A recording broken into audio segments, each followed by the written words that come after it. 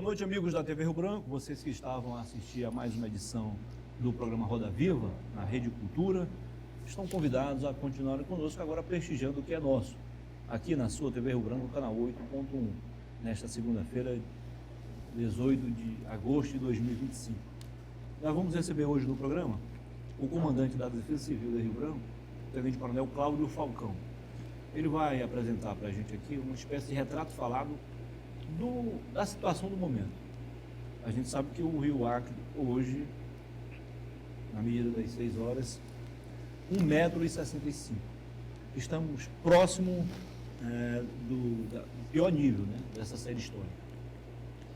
E a situação se agrava em função da falta de chuvas, principalmente nas cabeceiras do Rio Acre e afluentes. Complicada a situação.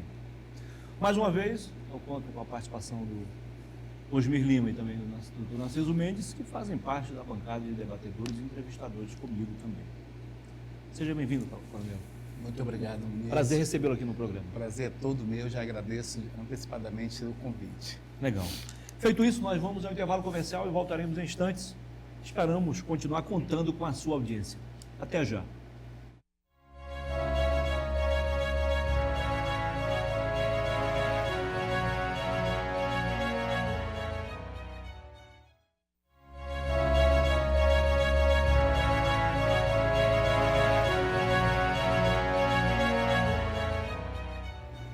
Ok, estamos de volta, começando para valer mais uma edição do Tribuna Livre, aqui na sua TV Rio Branco, nesta segunda-feira.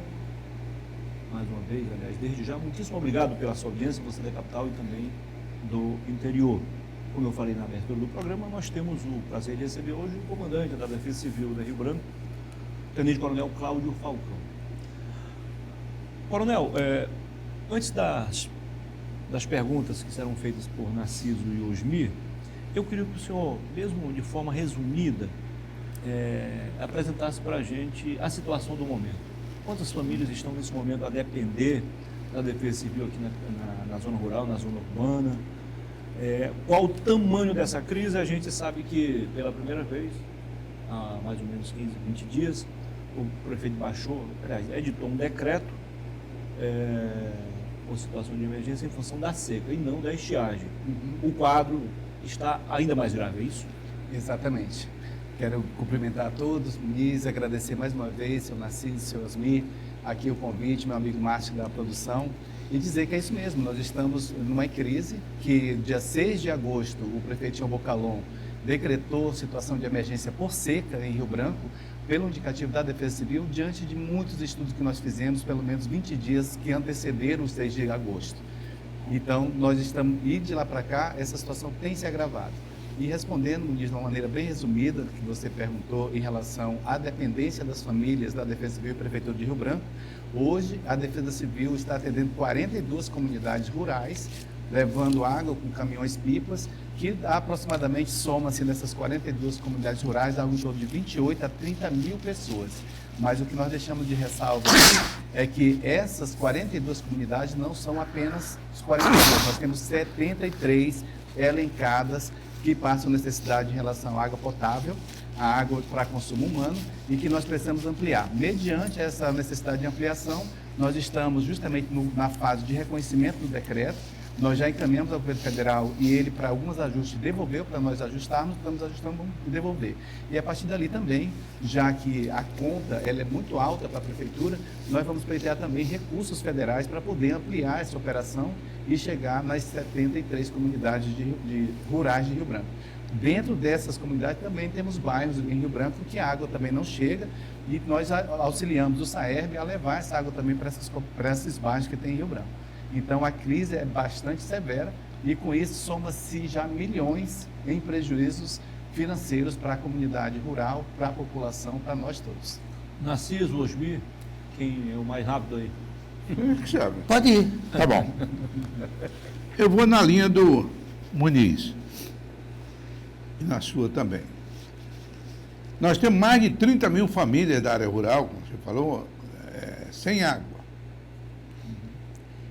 Uma situação de prejuízo, inclusive econômico-financeiro, muito grave. Eles estão perdendo a sua produção. Eu vou fazer uma pergunta que pode ser uma pergunta simples ou de quem desconhece o assunto em profundidade. Porque no meu tempo de jovem, eu percorria lá os municípios do Alto Juruá, como Mâncio Lima, que nunca teve água do sistema, mas em toda casa ou tinha um riacho próximo, ou tinha também poço, que não era nem artesiano. Eu pergunto o seguinte: é difícil financiar poço artesiano para determinadas comunidades, para menor? Eu não digo casa por casa, não. Eu digo que poço artesiano dá para abastecer inúmeras casas. Qual é a dificuldade que o governo municipal ou estadual tem para fazer esse financiamento? Pois é, em relação à questão de poços, como o senhor bem colocou, a comunidade rural, e não apenas a comunidade rural, mas também pessoas que moram na zona urbana, são abastecidas por poços. Muitos deles artesianos, outros são aqueles semi-artesianos, né, que tem um diâmetro de 1 metro até. Tá. O que ocorre? Eu já fiz um levantamento em relação a isso, o senhor colocou muito bem. A ideia era perfurar poços artesianos na zona rural e em locais que estão mais com dificuldade de água, e que dessa forma pudesse daquele poço atender ali 2, 3 ou até mesmo 5 famílias de um único poço. E acrescento mais, tem o Salta Z, que é um programa da Funasa, que também faz isso, e o Salta Z é uma mini estação de tratamento. Ele trata 5 mil litros de água por dia, em 24 horas, sendo que a própria comunidade tem que manter essa estação de tratamento com energia elétrica e produtos químicos para a limpeza da água. Nesse pensamento que eu tive, eu faria com placas solares, de maneira que a comunidade sequer tivesse o dispêndio da energia elétrica. Então, isso é um ponto. Na época, eu apresentei isso informalmente para o governo federal, né, sendo que a resposta que eu recebi é que não teria financiamento para esse tipo de ação, porque nós estamos falando de ações preventivas. A Defesa Civil faz ações de socorro e de resposta, que é um dos pilares, sendo que esse tipo de situação seria ações preventivas, e para esse tipo de assunto não teria orçamento para fazer. Dentro da prefeitura, conversei com o prefeito Tião Bocalão, que é muito sensível também a isso, e aí ele propôs, na realidade, não poços, mas de uma outra maneira, que a gente pudesse fazer planos piloto. E está em andamento. Os planos pilotos será feito lá na Vila Verde, Transacriana, quilômetro 58, para todos que conhecem lá, e também ali no Panorama, né, no Jardim Panorama, comunidade que nós abastecemos. Ainda, o próprio Saerb já fez um levantamento lá na Vila Verde, onde se estimou-se em torno de 1 milhão, 1 milhão e 800 mil para poder fazer esse sistema. E colocar numa elevatória, e que pela elevatória seria dado a distribuição por gravidade sem custo de energia, por exemplo. Então, isso já está em andamento, seu Osmir, só que ainda falta avançar um pouco mais e colocar dentro do orçamento para minimizar essa situação. Aproveitando, naquele caso lá da Vila Verde, são quantas pessoas não moram lá? Ali na Vila Verde nós temos pelo menos ali aproximadamente 300 famílias, que aí somado em número de pessoas vai dar em torno de 1.200 a 1.500 pessoas. Ô, coronel, primeiro eu quero parabenizar a sua ação, Muito obrigado. que é fundamentalmente importante que a sociedade saiba o risco que nós estamos correndo. Correto. O risco. Rio Branco, se você pegar de Assis Brasil até chegar em Rio Branco, 8 ou 9 cidades dependem das águas do Rio Acre, da água potável, da água que se bebe. Sim, positivo. Embora uma parte dessa população se consuma água não potável, mas de certo modo bebível. Porque a expressão bebível. O Acre hoje, e no dia 6 de agosto, parece caprichosamente no dia da nossa proclamação de independência, e o nosso Rio Acre está à beira de colapsar. Vamos ser honestos. Aí eu vejo uma pergunta que eu vou lhe fazer. De Assis Brasil até Rio Branco, para frente, deixa para lá. o Rio Acre é alimentado por igarapés, pequenos, médios e alguns até representativos. Como é que está a situação desses igarapés? Estão completamente secos ou em via de não poder mais oferecer mais uma gota d'água ao Rio Acre? Em vias de não mais poder oferecer nenhuma gota d'água para o Rio Acre. Ainda não tão seco, mas eu posso dar um exemplo disso que o senhor falou, senhor Narciso, do Espalha, que é um importante afluente do Rio Acre também. O Espalha, hoje, ele está medindo 28 centímetros de lâmina d'água. Ou seja, praticamente... O Espalha fica onde? Ele sai de Chapuri e deságua no Riozinho do Rola. Esse é o Espalha. 28 centímetros? Um palmo de água? Um palmo de água. E o Riozinho do Rola? O Riozinho do Rola agora ele está em torno de 80 centímetros. O que também é uma preocupação grande, né? Uma preocupação grande. Inclusive, só para que o nosso...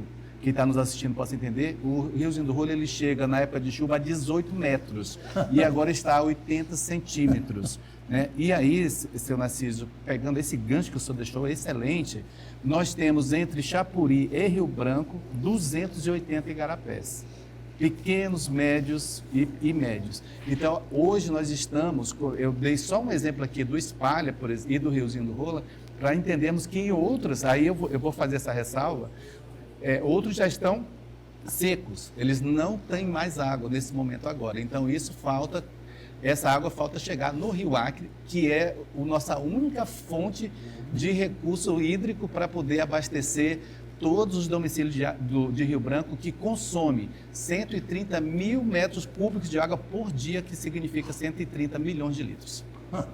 Me diga uma coisa.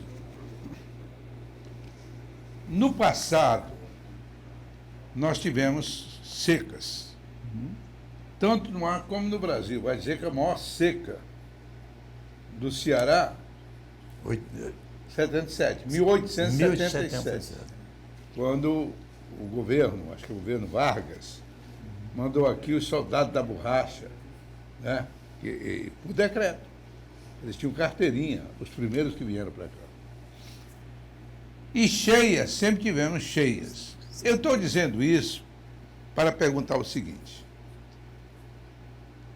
você acha que o que está ocorrendo hoje é em virtude de mudanças climáticas, tanto apregoado pelos preservacionistas e quem cuida do clima? É fruto de mudanças climáticas. Agora, as mudanças climáticas são fruto da ação humana. Então, uma coisa que se liga à outra, né? Nós estamos, sim, em plena mudanças climáticas, onde esses ciclos que o senhor se referiu, seu Osmir, nós temos aí em torno enchentes aqui em Rio Branco, no estado do Acre, nem vou me estender mais longe do que isso, mas nós tínhamos em torno grandes enchentes aqui, 10 em 10 anos, de 12 em 12 anos, seca do mesmo jeito. E agora é anual. Nós temos anualmente enchentes e também secas muito severas. E isso reflete a mudanças climáticas, por exemplo, a questão do aumento do nível do mar, que daqui até 2050 pode algumas cidades litorâneas sumir do mapa, não apenas no Brasil, mas em outras regiões do mundo, porque tem mudanças climáticas, mas isso também é oriundo de ações humanas, que nós praticamos aí dia a dia, e a natureza acaba devolvendo isso em forma exponencial para nós de volta. Então é preciso que a gente mude essa situação. Uma coisa que o senhor Narciso falou aqui em relação ao Rio Acre, nós temos 1.190 quilômetros de rio, desde a sua nascente até a sua foz, que é lá no Purus. Ele nasce lá no Peru, passa pela Bolívia, entra no Brasil e vai até o Purus, onde finda. Então, esse percurso todo dá 1.190 quilômetros. Nesses 1.190 quilômetros, nós temos desmatamento, nós não temos uma mata ciliar, onde, durante o período de chuva, essa água não se retém, e também, durante o período, se ele não se retém na seca, vai faltar essa água, coisa que não acontecia há alguns anos atrás, algumas décadas atrás. Então, quem foi que desmatou as margens do rio todo e que não teve o devido cuidado e zelo com o nosso manancial, a não ser o homem? Então, é por isso que eu me refiro que é mudança climática e a mudança climática são do homem. Permite o senhor continuar. É rápido. Nós estamos nos referindo mais a essa região daqui, o Rio Acre, Perfeito. Né? Rio Branco. Sim, que é o Rio Acre. É. Talvez até Purus. No Juruá, notadamente Cruzeiro do Sul, é uma situação diferenciada, né? Porque eu vou até Taumaturgo como já fui muitas vezes, e não há, à beira do rio, esse desmatamento, Sim, sim. assim, tão predatório. É, E mais sério, para chegar em Taumaturgo hoje, Narciso, não se chega. Porque no meio do rio Juruá, perto já, próximo a Taumaturgo, tem uma queda d'água. No meio do rio, tem uma espécie de uma queda d'água. Certo. Só pequenos barcos que todo mundo tem que sair e puxar por corda e ajudar dentro d'água. Aí vem uma pergunta que não tem muito a ver com a sua área, mas de qualquer maneira é um problema criando. sim. O senhor é a favor ou contra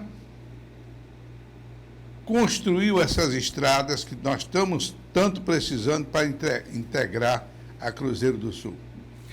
Respondendo de uma maneira bem objetiva, eu sou a favor que construa essa estrada, porque nós precisamos progredir. E as estradas vão trazer um certo progresso para todo o nosso povo. Agora, evidentemente, que nós precisamos conciliar esse progresso também com o meio ambiente. Né? Na realidade, o que acontece? No Brasil e no mundo, depois da Revolução Industrial, no século XVIII, a evolução, a tecnologia e também o progresso, ele foi maior do que a natureza podia suportar, porque não houve uma conciliação de uma coisa com outra. Então, creio que é possível nós encontrarmos um meio termo, onde a gente possa progredir através de construção de estradas, de ferrovias, que nós necessitamos muito, né? E também conciliar com o meio ambiente. De que forma, seu Osmir? Não sei responder para o senhor nem para quem está nos assistindo, mas há de ter uma forma. E também a gente não pode travar o progresso por conta dessas situações, que é o que se discute muito aí no Ministério do Meio Ambiente em relação a essa reformulação da Transamazônica, né, na BR-319, que faz essa ligação do país ali, principalmente de Porto Velho até Manaus, né, tem uma série de impactos ambientais, mas a gente precisa arrumar um meio, porque são milhares de famílias isoladas que precisam dessa... Mas a BR-319 não já existe?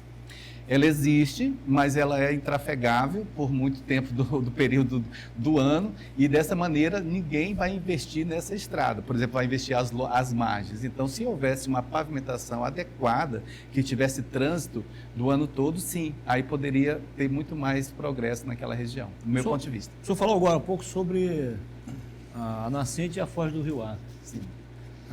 A gente sabe que a legislação ambiental do Peru, ela praticamente não existe. Sim. Diferentemente da nossa, que é a mais forte da América, talvez até a do mundo. Sim. É 8,80 aí. Nós estamos pagando a conta dos peruanos? De certa maneira, né? É preciso que o governo brasileiro, através do Itamaraty, tenha essa proximidade mais com os governos que são fronteiras aqui com o Brasil. E pelo Acre, exatamente, que é o Peru e a Bolívia. Né? Então, há de se interessar mais por esse tipo de política, há de se aperfeiçoar mais e ver que nós estamos, ministro, numa globalização. O que não nos afetava há alguns séculos atrás, ou décadas atrás, agora afeta. Então, é preciso que tenha esse estreitamento. Aí vem aquelas questões de ideologias políticas, né? Que o governo do Peru é de uma forma, Bolívia é de outra, o Brasil é de outra, então tem que ter essa conversão. Mas que é importante. Inclusive, essa discussão agora, né, que nós precisamos aprimorar em relação à ferrovia, que deve ser construída ou lá no Juruá, ou aqui na questão do Alto Acre. Coronel,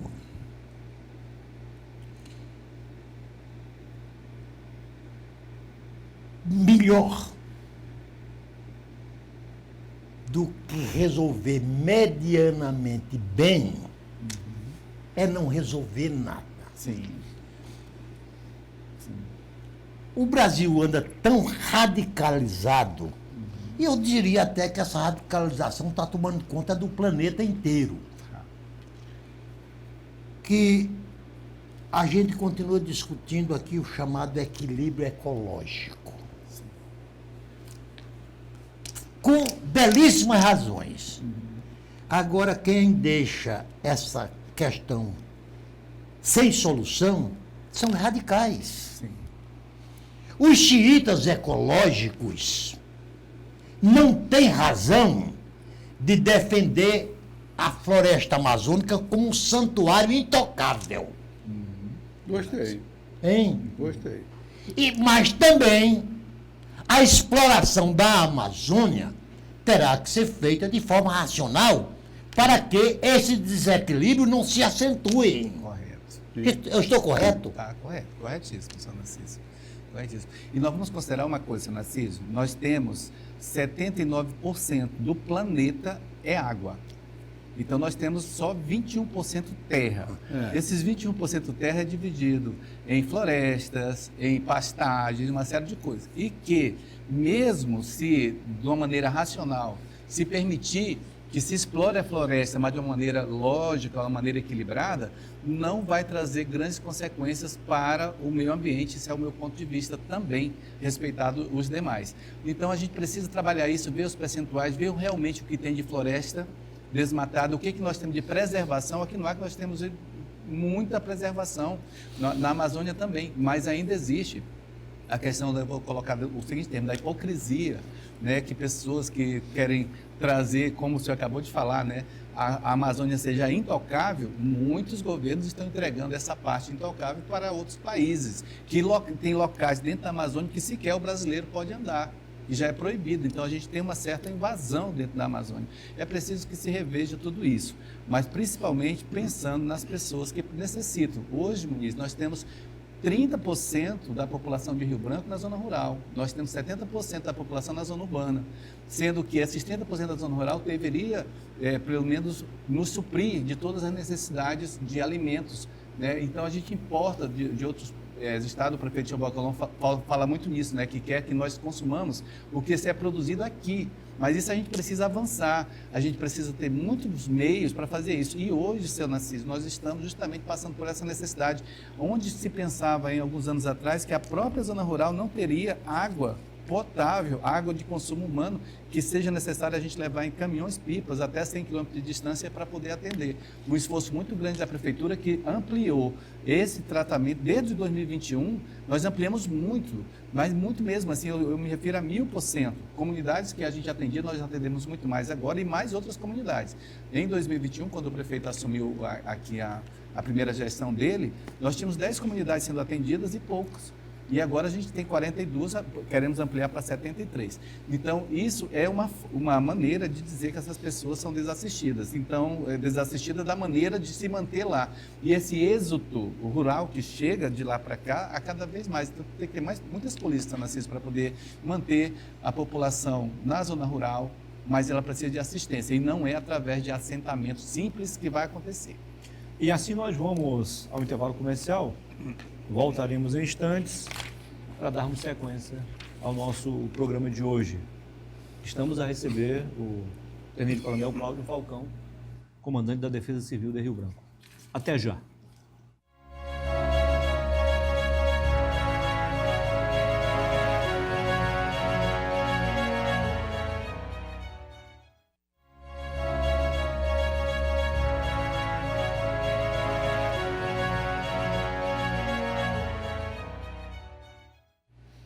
Voltamos com a segunda parte do Tribuna Livre desta segunda-feira, aqui na sua TV Rio Branco, canal 8.1, recebendo o Tenente Coronel Cláudio Falcão, comandante da Defesa Civil de Rio Branco. Mais uma vez, muitíssimo obrigado pela sua audiência, você da capital e também do interior. Registramos aqui a presença do Adriano Mendes e também da Anne Caroline. Os dois fazem parte compõem a equipe da assessoria de imprensa do Coronel Cláudio Falcão, da Defesa Civil. Coronel, o senhor falou aí que são 73 famílias, vocês estão atendendo no momento 42. 73 menos 42, 31 faltam. Exato. Quais são os critérios que vocês adotam para chegar a essas comunidades? Acho que enfrentam mais problemas, com maior gravidade no momento, ou a que fica mais próximo aqui da zona urbana? Na realidade, Muniz, nós não temos critério em relação à questão de distância, apesar de que dentro dos contratos firmados pela Prefeitura, nós também levamos em consideração dado o deslocamento, combustível.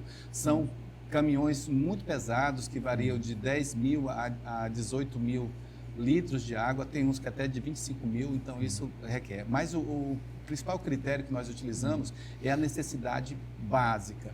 Tem algumas comunidades que nos procuram e nós fazemos mediante vistorias nesses locais onde há água próximo. Então tem açude, tem represas, então a gente vai nesse local e a gente percebe que, apesar da necessidade, mas tem outras comunidades com maior necessidade que sequer tem essas represas. Então é um dos critérios. A outra coisa é a quantidade de famílias, aglomerado. Nós fornecemos água para comunidades, vilas, né? Aqui eu vou dar um exemplo aqui do Manuel Marques, que tem mais de 600 famílias, isso vai dar mais de 2.400 pessoas. Tem o Panorama também, que são mais de 600 famílias, uma média de 2.500 pessoas, e que no Panorama, por exemplo, absolutamente tem como ser abastecido de outra maneira, que não tem nenhum reservatório próximo. Então, se nós não abastecermos, primeiro que nós vamos contribuir bastante em relação à parte de doenças advindas de consumo de água inapropriado. A outra coisa é que já aconteceu de crianças deixarem de ir à escola porque sequer tem água para lavar o seu uniforme escolar. Então, tudo isso pesa bastante. E um dos critérios que nós utilizamos é que a comunidade utiliza essa água com exclusividade para a questão do consumo humano e também para feitio de alimentos.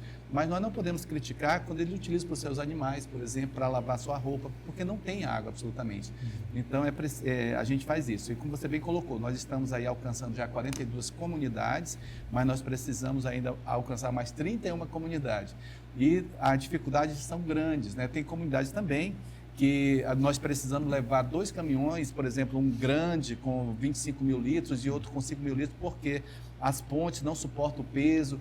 E a outra coisa também é que o acesso não dá para caminhões. Então, nós fazemos uma verdadeira operação de guerra para poder manter essas comunidades abastecidas de água. Muito bem, Coronel. Quando eu era deputado federal, eu propus uma CPI das ONGs. Era muito mais voltada para as ONGs que dominam a Amazônia. Eu não vou generalizar, Narciso.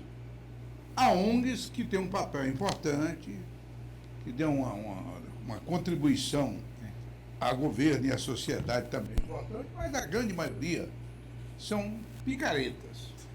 Desculpa a expressão um tanto grosseira, mas picareta. Estão aí para ganhar dinheiro. Sim.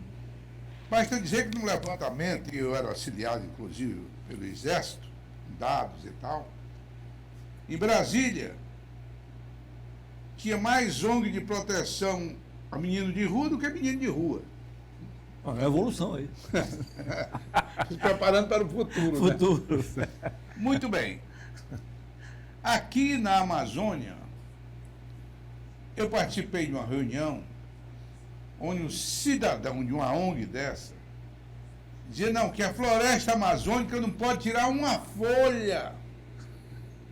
Uma folha da floresta. Enquanto isso, a nossa pobreza, a nossa miséria vem aumentando. Aí se coloca como solução hoje, eu estou lendo diariamente, aí, o crédito carbono. Sim, sim. Mas nós temos que levar em consideração o seguinte: crédito carbono é importante para a preservação e para o dono da terra. Mas crédito carbono não é gerador de emprego. O emprego gerado pelo crédito carbono é ínfimo. O que eu pergunto é o seguinte, embora não seja bem a sua área, mas de qualquer maneira, o senhor é um estudioso da Amazônia.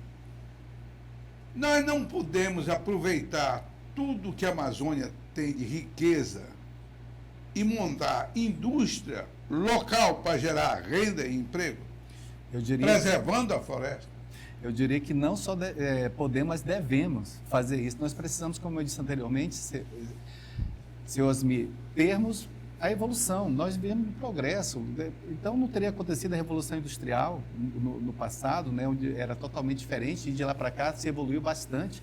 Mas sim, nós precisamos pensar nisso. A renda, mesmo a renda sustentável. Como você falou, crédito de carbono, esse crédito de carbono ele não vai dar o emprego para ninguém trabalhar, né? Apesar de que eu sou bastante favorável também a essa questão, né, para a questão da preservação ambiental. Isso vai nos ajudar em outras situações. Mas nós precisamos pensar em questão de indústria. Por exemplo, a poluição no geral que nós temos no Brasil vem justamente de combustíveis fósseis e também da pecuária, a criação de boi, né? Joga o gás metano, que não é o caso da Amazônia. da Amazônia, do Acre, aqui do Manaus, dos estados mais próximos. Não é o caso. Aqui no Acre nós não temos indústrias. Então, os polutivos que vêm para cá não é exatamente pela questão de indústria de combustíveis fósseis. Nós temos, inclusive, o combustível, a energia, melhor dizendo, gerada por aqui por hidrelétricas, que não consomem combustíveis fósseis. Então, é preciso que a gente aumente essa situação do emprego. Nós temos uma população, seu Osmir, não é surpresa para o senhor, um homem tão culto assim como o seu Narciso, dizer que aqui nós temos mais Bolsa Família do que pessoas com carteira assinada. Então, isso mostra como é que está a nossa economia, a nossa geração de emprego. O estado do Acre, ele teve, agora recentemente, percentuais positivos em geração de emprego, mas vamos estudar o que é essa geração de emprego, quem está oferecendo. Uma outra coisa também que eu quero deixar aqui para os senhores, quem está nos assistindo, é que não dá para tratar mal o empregador. O governo, ele trata mal o empregador, ele persegue o empregador, o empresário. Muitos empresários estão desistindo do seu ramo de negócio por uma perseguição do governo, impostos exorbitantes que não incentiva. Encargos sociais. Encargos sociais. Então, nós precisamos pensar dessa maneira. Nós queremos ser a nossa população rica, e nós temos condições para isso, rica pelo menos com emprego mínimo de dignidade, ou nós não queremos. Isso tudo passa pela questão política. Tudo passa por isso que nós estamos passando aqui. Então, é preciso nossos governantes, e eu falo das 3 esferas de governo, repensar bastante essa questão. Coronel, Deus foi muito bom com o Brasil, né? Com certeza, com certeza. Diz que tem claro, como piada, Com certeza. que um americano, um chinês e um brasileiro foram até Deus. O americano disse: Deus, o senhor deu tanta água, Muita beleza natural. beleza natural, tanto isso ao Brasil, por que não aos Estados Unidos também? A mesma coisa aconteceu com o japonês, com o chinês. Aí o Brasil, quando se aproximou, disse: não reclamo de nada. Basta ver a qualidade dos políticos que eu botei lá. Preciso desse perdão. Então, o que acontece é o seguinte: o Brasil tanto tem água acima do solo, Sim. como tem água no seu subsolo. Tem. Nós temos os 2 maiores aquíferos do mundo, Sim. o Alté do Chão e o Sim. Guarani. Perfeito. Aqui no Acre também tem um aquífero, Tem. Esse. e que seria a solução permanente para o abastecimento de água, pelo menos de água potável para a sua população. Preciso, posso aí só dar uma explicação rápida, que muitas vezes o nosso ouvinte pode não entender o que seja um aquífero. Aquífero é um rio por debaixo da terra, lá embaixo. Pronto. Com água limpa. De água Bem mais limpa fácil. e super potável, ainda tem mais essa. Essa é a grande vantagem. Água limpíssima. Até porque se você for agora aonde é feita a captação da água que abastece Rio Branco, a água é tão turbulenta que o gasto para torná-la potável, Osmir, é 10 vezes maior do que quando o rio está cheio. Quer dizer, a prefeitura ou o governo do estado tem uma despesa excessivamente grande para torná-la, no mínimo, menos barrenta. É porque, muitas vezes, Osmir, a gente não pode usar o termo técnico porque as pessoas não entenderem. Nós, o povo em geral, chamamos de água barrenta. Às vezes, até quando se abre a torneira, você percebe que a água vem um pouquinho de barrenta.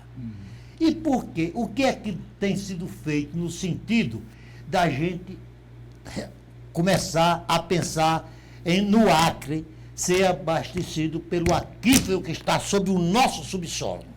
A esse respeito, seu Narciso, o prefeito João Bocalon, ele já tem um projeto, né? Esse projeto está avançado, inclusive, para a perfuração de poços, especialmente na região do 2º Distrito. E aqui eu faço ratificação em tudo que os senhores falaram, em relação à água que vem do subsolo. Ela é uma água praticamente mineral, que não precisa de tratamento, então tudo que é gasto na turbidez da água pelo SAEB, que dependendo da época do ano, essa turbidez ela fica muito forte, e outra época fica menos forte, mas não deixa de gastar bastante, não seria necessário em relação à retirada da água do subsolo. Porém, estudos já foram recomendados, né? Tem a UFAC, tem outras pessoas, lá em Cruzeiro do Sul já fizeram também esse estudo. E nós estamos tratando aqui em relação a Rio Branco, seu Narciso, em relação à questão de vazão. É importante dizer, lá em Alter do Chão, que o senhor citou muito bem, muito bom mesmo, que é lá no Pará, nós temos os chamados rios subterrâneos, né? Que é de onde vem essa água. Hoje, num estudo preliminar, e aqui eu não vou me atrever a falar muito, porque o prefeito Timbocão tem maiores informações e também o próprio Saerb, nós precisamos, para abastecer Rio Branco, as comunidades de Rio Branco, nós precisamos captar da água do Rio Acre 1.600 litros por segundo. Essa é a quantidade de água que nós precisamos para poder abastecer mais de 130 mil domicílios na zona urbana. Né? E como eu disse antes, né, nós temos aí um consumo diário de 130 milhões de litros, isso é muita coisa. Sendo que o Rio Acre hoje, mesmo ele com 1,65 m e tudo mais, nós temos em torno de 30 milhões de litros por segundo, 30 mil metros cúbicos por segundo passando no Rio Acre. Desses 30 metros cúbicos passando no Rio Acre, nós precisamos captar 1,6 metros.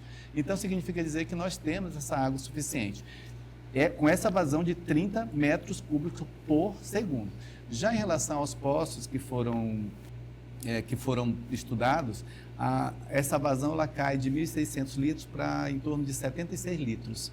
Então, ainda não é suficiente. Mas que, se nós não estivermos pensando em resolver tudo, é possível. Agora, uma coisa nós deixamos bem claro aqui, antes de encerrar esse bloco, é que nós temos a necessidade imperativa de termos uma segunda opção de abastecimento da zona urbana, senão nós vamos ficar sem água. Muito bem. Nós vamos ao intervalo comercial e voltaremos em instantes com a terceira e última parte do Tribuna Livre desta segunda-feira e esperamos continuar contando com a sua audiência. Até já.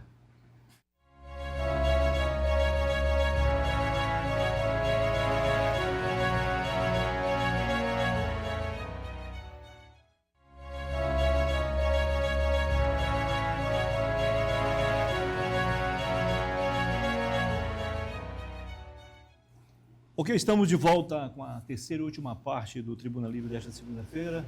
Mais uma vez, muitíssimo obrigado pela sua audiência, você que nos prestigia na capital e também no interior, você de Bujari, de Quinari, de Porto Alegre, Capixaba, Praça de Castro, Acrelândia, parte de Serra Madureira, onde o nosso sinal chega diretamente pelo canal 8.1. Nas demais cidades acreanas, inclusive em Cruzeiro do Sul, do Osmir, você nos prestigia pela NET, HDTV, canal 15, ou pela internet, por meio do portal riobranco.net e ainda pelo nosso canal no YouTube, TV Rio Branco 8.1, ok?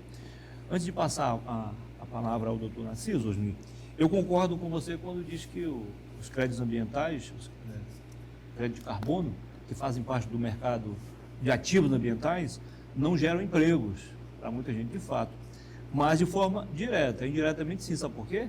Pela nossa legislação ambiental, o Coronel sabe disso, as empresas, sobretudo as que atuam no ramo de agroindústria, comércio em geral, indústrias, precisam comprovar que tem responsabilidade socioambiental. Como? Adquirindo equipamentos que poluam menos o ambiente, a eletromobilidade, e aí quem não faz isso tem que comprar crédito de carbono, comprovar, senão não vão ter linha de crédito e ainda não vão poder atuar como deveriam, ou seja, não vão gerar emprego nem renda para nós. Sim, meu menino, mas eu coloquei na geração de emprego. Pois é, indiretamente. Mas fazendo comparação, inclusive, com o setor sim, industrial. Aí não dá nem para comparar, né? Você tem razão. Claro que eu li aí que parte dos recursos do crédito carbono, eles são direcionados às populações indígenas, à população tal, porque é outro aspecto que eu não consigo me conformar, Narciso. Como vivem os nossos indígenas? Estão em cima de riquezas que não podem explorar. São proibidos de São proibidos de explorar. Ora, o governo tem mecanismo. Por exemplo, essa questão mesmo lá de minérios e tal. O governo tem mecanismo de colocar a proteção ambiental no meio e permitir que os índios explorem suas riquezas e até junto à iniciativa privada, se eles bem entenderem. Se você comparar o índio americano com o índio brasileiro, o índio americano vive em caminhonete, quase todos têm e tal. E exploram em conjunto com a iniciativa privada e preservando. E tem como preservar. Sim. Por exemplo, a questão da estrada. A turma fala, asfaltar a BR-319 vai criar. Não vai criar nada. Esse mesmo discurso fazia aqui com relação à estrada Rio Branco-Zé do Sul. Vai criar problemas ambientais graves. Mentira. Nenhum problema grave aconteceu, está aí a estrada do mesmo jeito, o ar continua com 14% só da sua área desmatada. Né? A mesma coisa de Manaus, uma estrada que já existia. E o governo tem como impedir qualquer fazenda, se quiser, ao seu leito, ou ao lado. Então, tudo isso são pessoas, notadamente essas ONGs, que ganham dinheiro à custa disso. Verdade. Doutor Narciso. O Coronel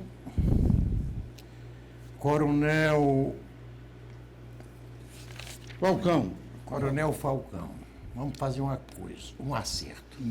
Se você continuar chamando de seu Narciso, eu vou passar a lhe chamar de seu coronel. Oh, meu É uma Deus. questão educacional. Então vamos ser mais íntimos nesse tratamento. Não, ele foi educado, Narciso, com uma questão da idade. Os mais velhos sempre respeitam. Não é isso, não? Mas, coronel, Cultura militar. coronel, constitucionalmente, a Constituição Federal, o sistema de abastecimento d'água das cidades é de competência dos prefeitos. Perfeito. Sim. Como as prefeituras não têm a condição de arcar com esta responsabilidade, essa responsabilidade passaram-se para os governos dos estados, que, por sua vez, também não estão sendo capazes de responder. Aí já queriam transferi-la para o governo federal. O prefeito Tião Bocalon, diga-se o que quiser dizer dele, fala-se da sua teimosia, mas o Tião Bocalon é um teimoso que tem acertado mais do que errado. Perfeito.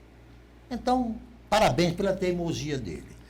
E ele teimosamente transferiu o sistema de abastecimento de água de Rio Branco do Estado para a Prefeitura, é verdade? Correto. Essa transferência melhorou? Terá a tendência de melhorar mais ainda? Ou haverá um momento que ela se tornará prejudicial? Nós temos visto, né, que o prefeito de Bocolão está um passo à frente. Há quem critique muito o prefeito em relação a ter assumido essa parte do abastecimento de água em Rio Branco e esgoto, que são problemas que nós temos bem acentuados. Mas o prefeito, como o senhor colocou, prefeito, são palavras do seu Narciso, então, assim, teimoso como ele assumiu. Então, eu percebo que melhorou. Inclusive, também, seu Narciso, melhorou em relação à parte de investimentos, né? Agora, recentemente, um trabalho feito pela Prefeitura de Rio Branco, Defesa Civil, juntamente com o SAEB, nós adquirimos bombas novas, totalmente novas, flutuantes novos, né? Uma vez que o rio está tão baixo nos últimos anos que aquelas torres de captação, elas são ineficientes, elas não existem mais. Então, hoje, da situação que o rio está, com um nível bastante baixo, se não tivesse havido esse investimento que oriundo do governo federal, mas trabalhar dentro da prefeitura, nós estaremos com problema de abastecimento. Então, eu creio que já melhorou, sem dúvida que já melhorou, e ainda vai melhorar mais. Agora, claro que o SAEB também tem trabalhado a política de que o usuário dessa água, ele retribua através de um pagamento mínimo de água, porque quantos milhares de pessoas recebiam água na sua residência sem absolutamente nenhum custo. E essa água tem um custo muito elevado para poder chegar lá. Nada mais justo do que cobrar o que é justo. E uma das coisas que o prefeito fez também foi o impedimento da privatização desse sistema, que na visão dele, eu também concordo, isso acarretaria só pioras, assim como, de certa maneira, acarretou pioras também na distribuição de energia elétrica. Mas isso é importante. A forma como o prefeito tem tratado esse assunto tão sensível, já podemos perceber melhoras e ainda perceberemos mais. E aí, quem está nos assistindo vai dizer assim, eu acho que o Coronel Falcão está meio equivocado. Não, na realidade não. O que tem acontecido agora, seu Narciso? Nós temos uma produção de água de 130 mil metros cúbicos por dia, através do SAEB da Prefeitura de Rio Branco, mas que 52% se perde na distribuição, ou então se perde a partir do momento que chega, quando a pessoa não coloca uma mínima boia na sua caixa, que derrama milhares de litros de água. Então, nós temos um sistema ainda muito deficitário, porque não houve investimento durante anos e anos e anos pelo governo do Estado e quem estava os governos anteriores e quem estava também na administração da prefeitura, e agora é preciso rever. Então, há substituição de adutoras, uma série de substituições que vai ser preciso fazer, porque é manutenção, são anos e anos sem manutenção, e agora precisa fazer. A partir do momento que alcançar, eu creio que vai melhorar ainda mais. Eu queria só fazer aqui mais uma consideração bem rápida. Mas antes da consideração, Sim. rapidinho, só para complementar melhor compreensão. Eu gosto muito de números. Esse desperdício, sei que essa pergunta seria mais para o pessoal do SAEB, é mais em função do próprio sistema que é falho ou da irresponsabilidade dos consumidores?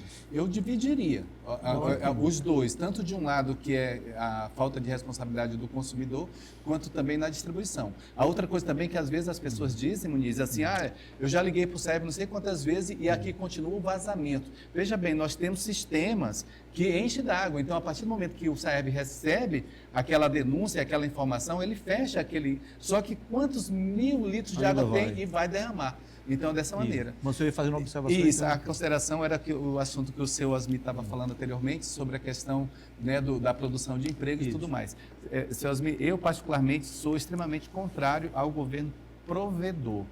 Então, eu penso assim, se o senhor me permite, eu fico até com uma certa timidez diante de dois ícones aqui, né, em relação à parte política. Mas, assim, eu vejo que essa parte de não produzir empregos pelo governo, e o governo ser um governo provedor, no momento que ele dá vários subsídios para as pessoas mais carentes, que não sou contrário a isso, mas nós temos que dar dignidade para as pessoas.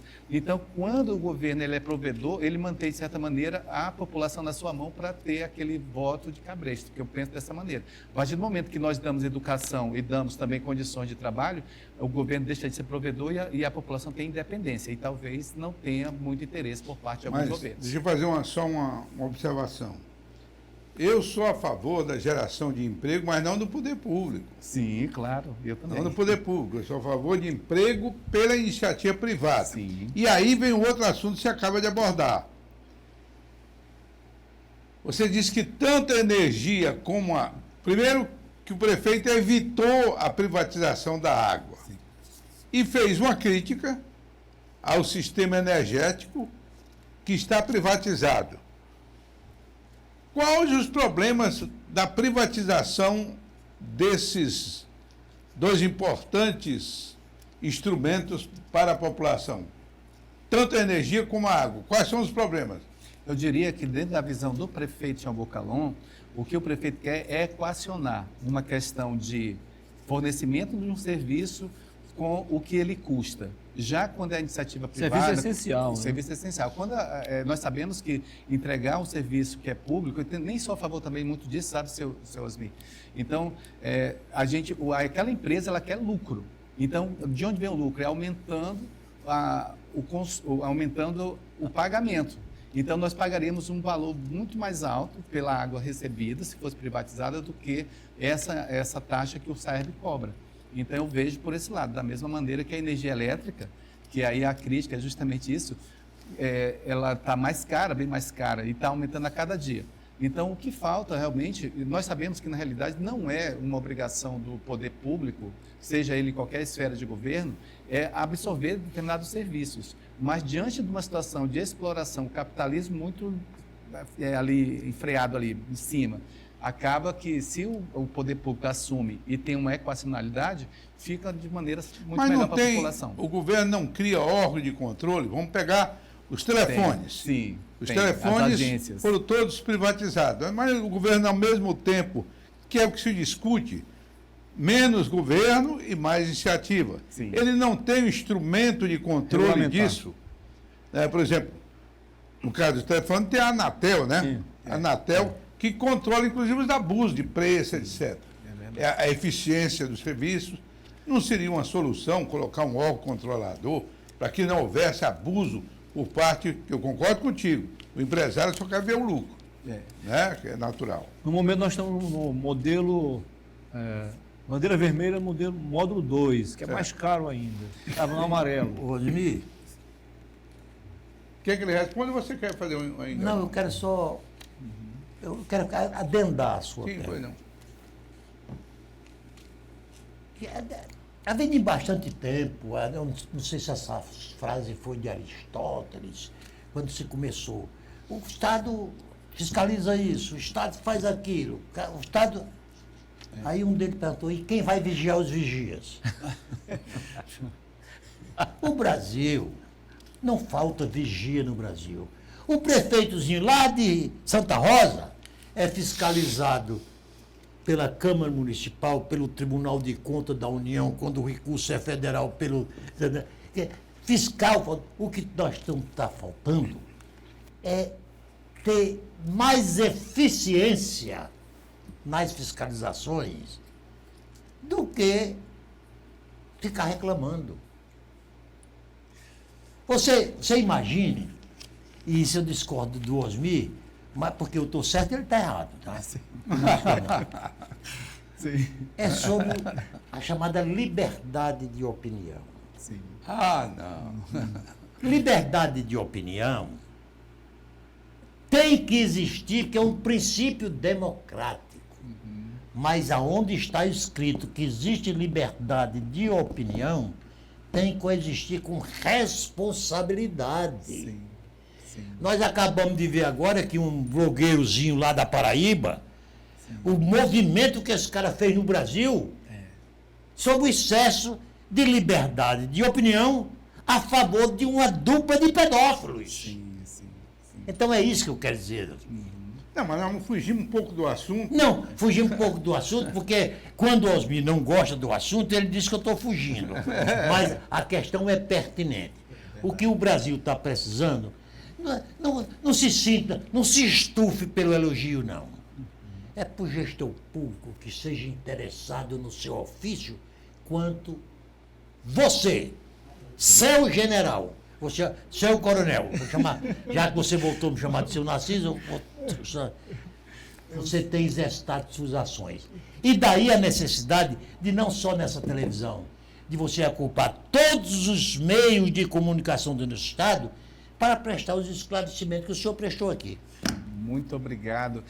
E aí, meu Deus, Osmir, vou ver se eu consigo isso. Osmir, o Narciso conseguiu responder exatamente o que eu ia falar. Eu ia falar exatamente isso que o Narciso... É difícil para eu falar, mas o Narciso falou. Então, o que eu não vejo em agências controladoras é eficiência. Né? Então, eu vejo assim que a partir do momento que qualquer empresário que detém um serviço essencial, que seja do esgoto, da água, da energia e outros, pressiona o governo, ele aceita aquilo ali. Então, não se faz o papel, não se vê o outro lado. Eu acho um assunto bastante perigoso, mas seria ideal que o governo tivesse, e deveria ter o controle de toda essa situação para que a população pudesse ter o serviço bem prestado, mas não tem. A todo momento é o aumento de tarifa de energia, é o aumento de tarifa de água, é o aumento de muita coisa que é feito isso. Então, não vejo eficiência nas agências. E aí, quando o prefeito João Bocalon foi contrário, bateu o pé, né, como o Narciso falou, com a teimosia dele, que nós temos que respeitar muito isso, não deixando privatizar esse sistema, eu acho que foi uma decisão muito acertada, né, para poder preservar o serviço essencial que a população precisa. Mas a gente precisa evoluir bastante em relação a isso. Estamos chegando ao final do programa. O coronel, rapidinho. O senhor falou que a Defesa Civil da União afirmou que no momento não tem recursos para ações preventivas, sim, correto. De socorro e resposta. Sim. E a prefeitura não tem como dar um jeitinho aí e fazer digamos assim, uma mexida no orçamento, que é possível, um percentual para começar isso? Preciso afirmar aqui, Muniz, que assim, a Prefeitura de Rio Branco, o prefeito João Bocalon, é muito sensível a essa questão de ações de resposta, mas de qualquer maneira é muito caro. E para que isso também não ficou no 0 a 0.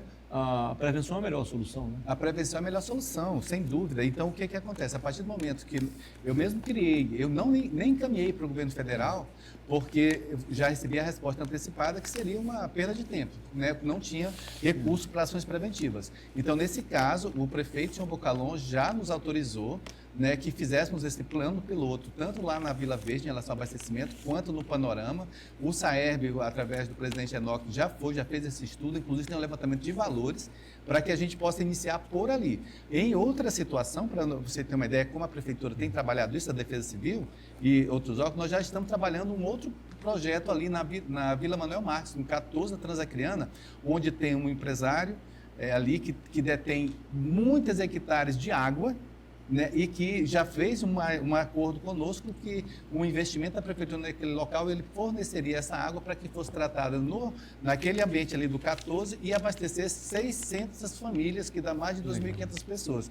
Então, nós estamos buscando essas soluções através da prefeitura, mas a gente não desistiu em relação à parte do governo federal. Inclusive, lá no Panorama, nós encontramos um local onde tem o poder suficiente para retirar água, é uma propriedade privada, onde o próprio proprietário se nega a fornecer, mas aí nós sabemos, e ele deve saber também, que o interesse público é maior do que o interesse particular. Mas o fato, Muniz, é que nós estamos trabalhando dia e noite para poder buscar as soluções, e as soluções até têm já como executar essas soluções, seja pelo governo federal, através da prefeitura, a própria prefeitura remanejar recursos, como você bem colocou, que a gente possa colocar nessas ações preventivas. O fato, como o Narciso falou, eu procuro fazer o trabalho de defesa civil como ele precisa ser feito e buscando as diversas soluções. Eu preciso trabalhar 5 pilares da defesa civil, onde na realidade a gente agora está executando só 2, que é ações de resposta e socorro e restabelecimento de cenário. Mas nós vamos para a parte preventiva, para a mitigação e para a preparação.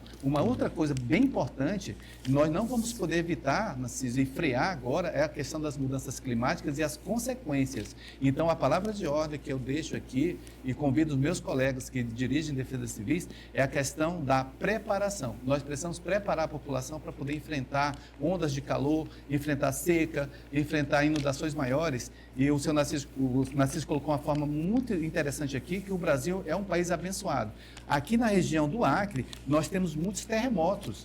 Ali na zona de Tarauacá, nessa região todinha, mas aí acontece a 600 quilômetros de profundidade que a gente nem sente. É uma bênção de Deus. Legal. Estamos chegando ao final do programa. Osmir Lima, suas considerações finais. Mas eu diria que Deus deveria ter abençoado também os políticos. Essa parte falha. É a parte falha. Né? Porque só abençoar o país não vai resolver. Né? Bem, para mim é sempre um prazer conversar com o Coronel Falcão, pelo conhecimento que ele tem. Eu tenho assistido outras entrevistas dele, ele realmente é um esclarecedor, um estudioso desse assunto, que é um assunto extremamente importante para o futuro das gerações. Obrigado. É realmente importante. Mas antes de concluir e agradecer, como estou agradecendo, eu faço um ligeiro comentário com relação ao Narciso, quando ele diz que nós temos opiniões divergentes sobre o direito de expressão. Isso é importante. Quando ele fala em censura, que não deixa de ser uma censura, eu sempre pergunto, quem é que vai ser o censor? Né? Quem será o censor? Porque eu posso dizer o que eu quiser para o Muniz. Cabe ao Muniz me processar depois. Existem as leis para isso, calúnia, infâmia, difamação, tal. Ele me processa. Claro que o Narciso tem razão numa coisa. Mesmo processado, ninguém vai recuperar a imagem daquele cidadão, que isso é realmente sério. O Muniz, desculpa, é só exemplo, Muniz. O Muniz é ladrão. Aí o Muniz entra com uma ação, prova que é inocente. Mas para a população, o Muniz é Uma ladrão. parte da população. Nesse particular, eu estou contigo, tá? Então, muito obrigado por sua presença aqui. Para mim é sempre uma satisfação. E eu espero que vocês resolvam com esse sistema que você acaba de falar aqui, de perfuração de poços. Isso é uma grande solução que pode ter para as várias comunidades que não têm água ainda aqui no estado. Legal. Muito obrigado. Doutor Narciso, o blogueiro que o senhor citou aí, o Felipe Pereira, o Felca, o estado dele começa com P, mas não é a Paraíba, é o Paraná, lá no sul. Não, os acusados dele é que são da Sim, Paraíba. exatamente. Quem? O Felca, que acabou pautando o Congresso Nacional na semana passada. Eu vou me despedir do coronel, pedindo ao prefeito Bocalon que se aproprie dele também como marqueteiro da própria administração. Porque sinceramente. E eu considerei os elogios merecidos. Mas você soube politicamente elogiá-lo sem estar dizendo que está tomando partido. Então, muito obrigado pela presença. Obrigado. Coronel, foi um prazer recebê-lo aqui. Volte outras vezes. O senhor sempre brinca com o Márcio, né? Com o Márcio diz que o senhor é o portador das más notícias. Evitamos um pouquinho hoje, né? Mas foi um prazer conversar contigo. Querendo acrescentar algo, fique à vontade. Eu Okay? quero só agradecer muito aqui, Muniz, a você, mais uma vez, a TV Rio Branco, né, parabenizar o Narciso, o Osmi, pelo esse belíssimo programa, esse momento que nós podemos debater tanto assuntos que são referenciados. As pessoas só me conhecem por uma questão de ser, eu pareço o velho do Rio já, né? Mas nós temos várias outras ações a ser exemplificadas. Quero agradecer muito, para mim, Osmi, Narciso, é sempre um aprendizado muito grande conversar com os senhores. Né, muito bom mesmo. Aqui deixar um abraço, mais uma vez dizer para a população, né, do esforço hercúleo que a Prefeitura, através do prefeito João Bocalão e sua administração, tem feito para melhorar a situação de Rio Branco. O Rio Branco é um município com muitos problemas, inclusive naturais, e a gente trabalha muito mesmo. Então, só o meu agradecimento enorme aqui, dizer para o meu amigo Márcio que a gente fugiu um pouquinho do assunto para não falar só de ser ruim, mas a gente vai melhorar, sem dúvida. E agradecer a você também, Muniz, pela condução aqui. Muito obrigado. Espero a gente possa vir mais vezes aqui. Mais uma vez, muito obrigado a todos. Muito obrigado, Coronel. Muito obrigado, Osmir, muito Narciso. E principalmente a você, amigo telespectador. É da nossa câmera aí, Márcio, por gentileza. Que é, claro, a razão do nosso sucesso. Esperamos contar com a sua audiência na próxima semana, na próxima segunda-feira, sempre com um bom entrevistado, eu, Narciso e Osmi, e você, do outro lado, nos prestigiando. Muito obrigado a todos e que Deus nos conceda uma semana de paz, de harmonia e de prosperidade. Boa noite.